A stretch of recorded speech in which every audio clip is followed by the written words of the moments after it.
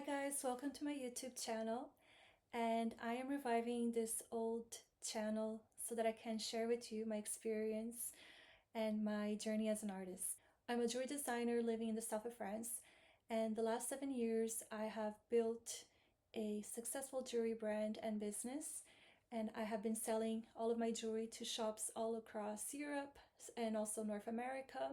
I've also have had my jewelry featured in prestigious magazines such as Vogue, Yoga, French Weddings, and other publications. Despite the success, I began to experience a lot of anxiety due to the demand of my jewelry, also trying to scale a handmade jewelry business, which is really hard to scale a handmade product.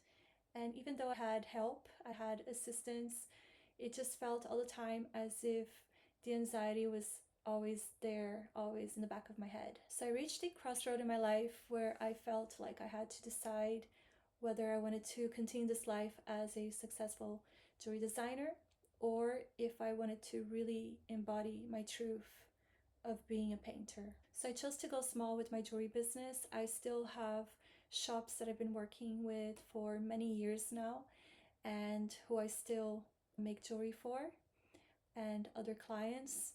However, I decided to pursue my passion of painting. So 2 years ago, around my 40th birthday, I had this really haunting dream in which my sister told me that I was a painter. And in this dream, I was crying and it felt as if I was home within myself. And I saw this beautiful canvas of mist. I woke up wanting to remember what was the rest of the painting in this canvas, but all I could remember was this mist and how it felt to know that I was a painter when my sister was telling me you're a painter. So after this dream, I enrolled to Milan Art Institute, where I began to study the old masters, different mixed media techniques of painting, and also oil painting. So even though I had committed to study at Milan Art Institute, life got in the way. I opened this boutique, this brick and mortar boutique here in the area where I live. So I only got to the portfolio section, only making 6 paintings for my portfolio. I had to make 30. And I just had no more time to paint. At the end, I closed the shop. I continued with my jewelry brand because I was doing both at the same time. And it was very overwhelming. And it was really a good decision to close the shop, the brick and mortar shop, not my jewelry brand, because that still keeps me earning to this day. And it was just impossible to do all of the things that I wanted to do at once. So I could not paint for a while. And this feeling of not finishing my portfolio was still there, was still haunting me. I believe it was one day when I went to have lunch with one of my friends who's a full-time artist and also a Milan Art Institute graduate. We were talking, we were discussing about what she was doing, and she had told me about this art exhibition that she was doing, which is the biggest one in France, in all of France. So she was telling me about this exhibition that she was preparing for, and she told me, why don't you apply for this art exhibition? She told me tonight is the last day to submit your application. And I told her I only have 6 paintings. She said, yeah, that's not a problem, you can make more.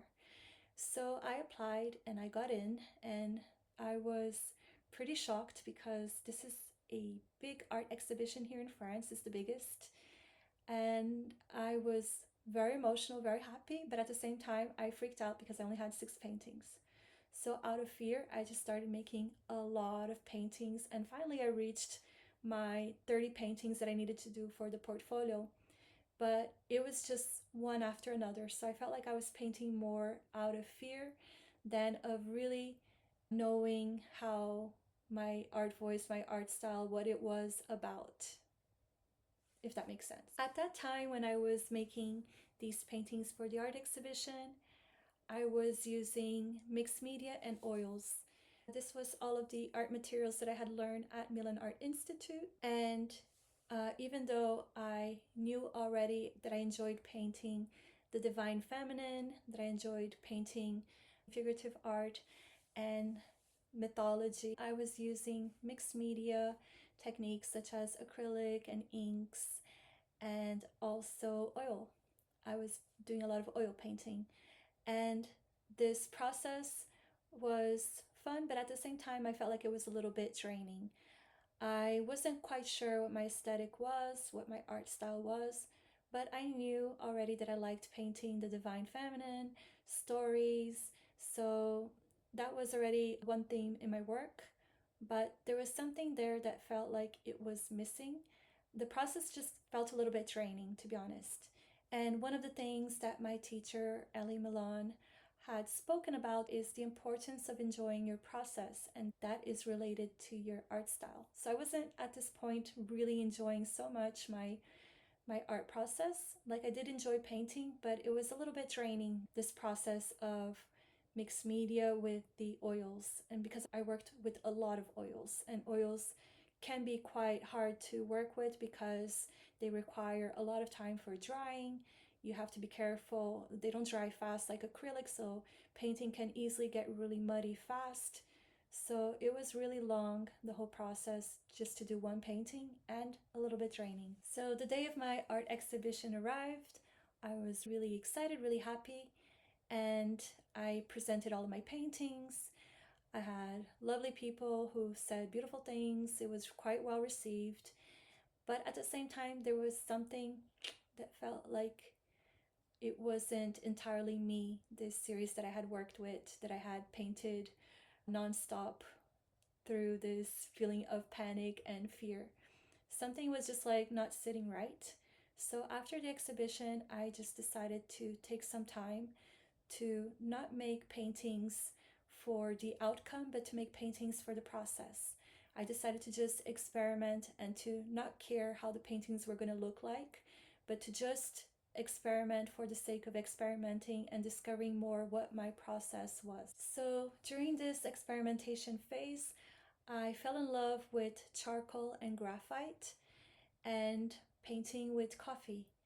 And during this moment of introducing coffee into my work, I decided to look for pastel plant. I decided to paint with other natural materials. So I started looking for the pastel plant, which is a plant local to the region of the south of France where I live.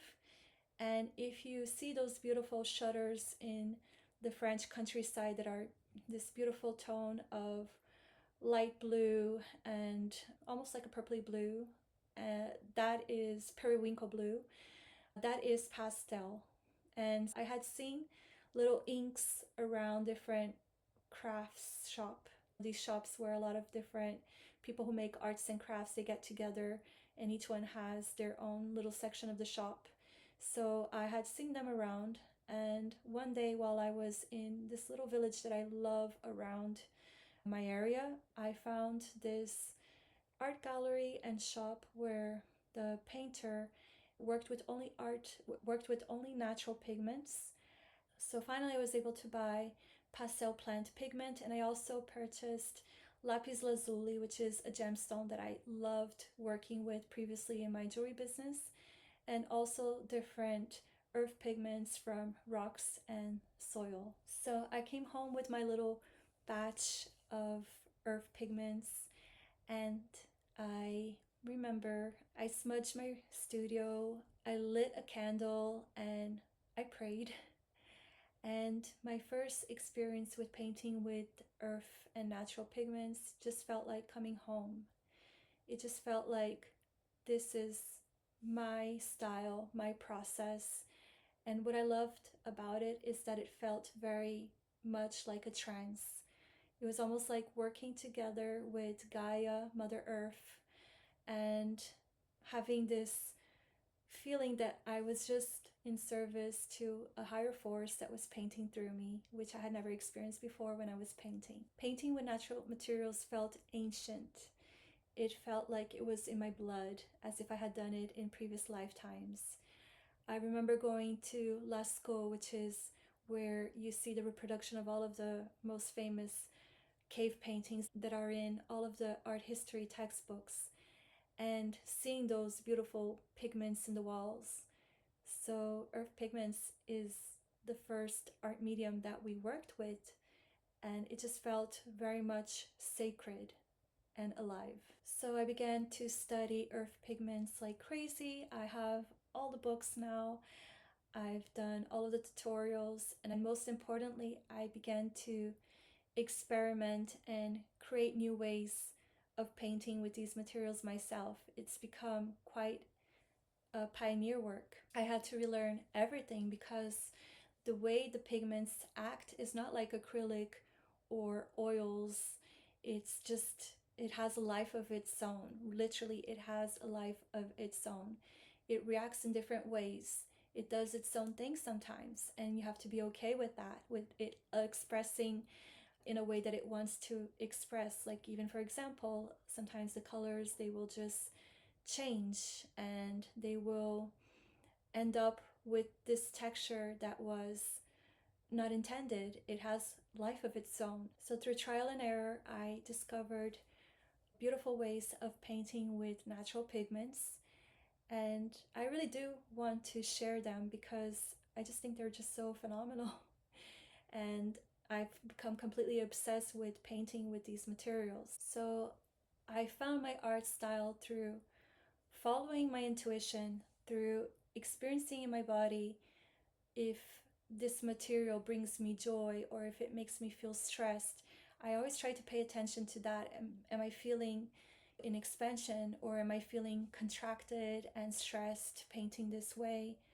That was very important for me to be able to find my art style, because our body never lies to us. It's almost like an oracle. It is an oracle, and it's a compass. So that feeling of like contraction and stress, to me, is that's not your path. And that feeling of expansion, of joy, of feeling luminous when you are working with an art material or with a project, that is the correct path for me. That's where my compass has always proven me to be the right way in my experience of life. So now the way I work is very intuitive. I might have an idea in my mind, such as here, this is my first painting with the natural pigments, and all I knew is that I wanted to paint Artemis, which is really funny because Artemis is really going back into the wild. That's what she represents, this wild woman archetype, because she's the hunter, she's the one that lives in the forest and works with the abundance of Mother Earth. Everything she's able to provide for herself just by serving Mother Earth. And that's what I feel is how it is to paint with natural pigments. I don't even have to buy materials. I can just go to my garden and forage stones, and the everything is there for me to paint with. I don't have to go to the shop. I don't have to spend all the money I used to spend in art shops. Art can be quite an expensive hobby when you're not selling. So, yeah, this is my first painting, and it was the day that I arrived from that little shop where I bought my first pastel pigments and earth pigments. This deer crossed the road while I was driving, and the deer is the symbol of Artemis, so I decided to paint Artemis. And if you think, it's just, there's so much synchronicity there. There is so many hidden messages to not only the way I paint. As you can see, my painting process is very much intuitive, and there is a lot of mysticism involved. So yes, that's how I found my art style. It was through experimentation and intuition, literally. So thank you so much for watching this video and listening to my story. I hope to share more about my process and my work with the natural earth pigments. And if you enjoyed this, please don't hesitate to like and subscribe.